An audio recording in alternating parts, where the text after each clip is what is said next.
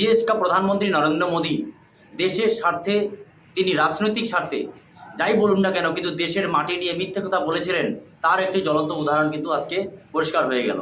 চীনা সেনা প্রায় ভারতীয় ইস্টার্ন লাদাখ থেকে প্রায় 4 জায়গা থেকে কিন্তু চীনা সেনা वापस নিয়ে গেল।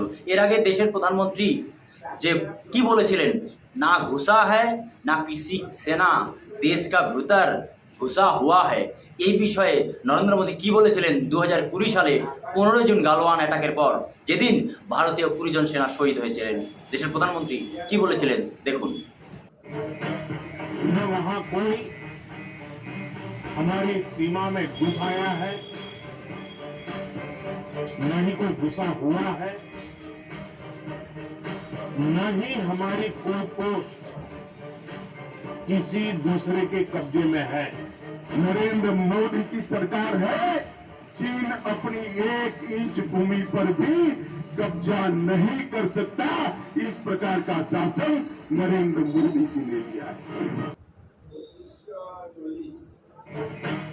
न वहां कोई हमारी सीमा में घुस आया है। বিরোধী দলনেতা মিস্টার রাহুল গান্ধী বারবার কিন্তু ইস্টার্ন লাদাখ নিয়ে নরেন্দ্র মোদীর উপর চাপ বাড়িয়েছিলেন।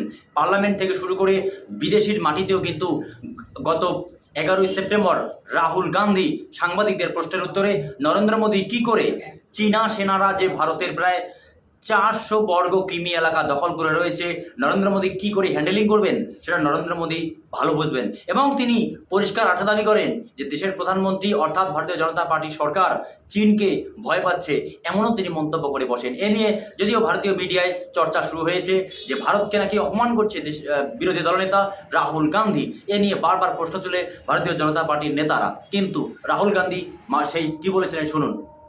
Media doesn't like to write about it.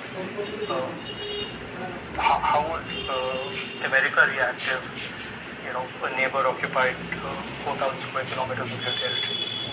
Would any president be able to get away with saying that he's handled that well? So I don't think Mr. Modi's handled China well at all. I think there's no reason Chinese troops should be sitting in our territory. 11ই September mister Rahul Gandhi এই অভিযোগ করার সাথে সাথেই চীনের বিদেশমন্ত্রী Wang হি এবং ভারতের বিদেশমন্ত্রী এস জয়শঙ্কর রাশিয়ার একটি গুরুত্বপূর্ণ জায়গায় আলোচনায় বসেন। আলোচনায় বসার পর ডিজিট এঙ্গেজমেন্ট অর্থাৎ ভারতীয় যে সীমানায় এতদিন ধরে চীনা সেনারা দাঁড়িয়ে আছে সেটা টোটালটি ফুললি চীনা সেনারা কিন্তু সরিয়ে নেবে।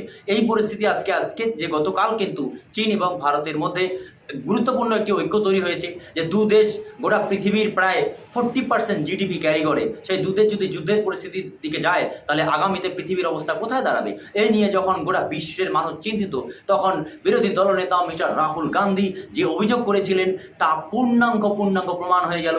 এবং দেশের রাজনীতিতে টিকিয়ে থাকার জন্য কত বড় মিথ্যে কথা বলতে পারেন দেশের প্রধানমন্ত্রী নরেন্দ্র দামোদর দাস ভাই মোদী, সেটা আপনারা সরাসরি কিন্তু আমার ভিডিওর মাধ্যমে দেখে নিলেন। যদি এই সমস্ত ভিডিও আপনাদের ভালো লাগে তাহলে চ্যানেলটিকে লাইক, শেয়ার, কমেন্ট এবং সাবস্ক্রাইব করতে ভুলবেন না। इजाजत दीजिए, आज इतना ही।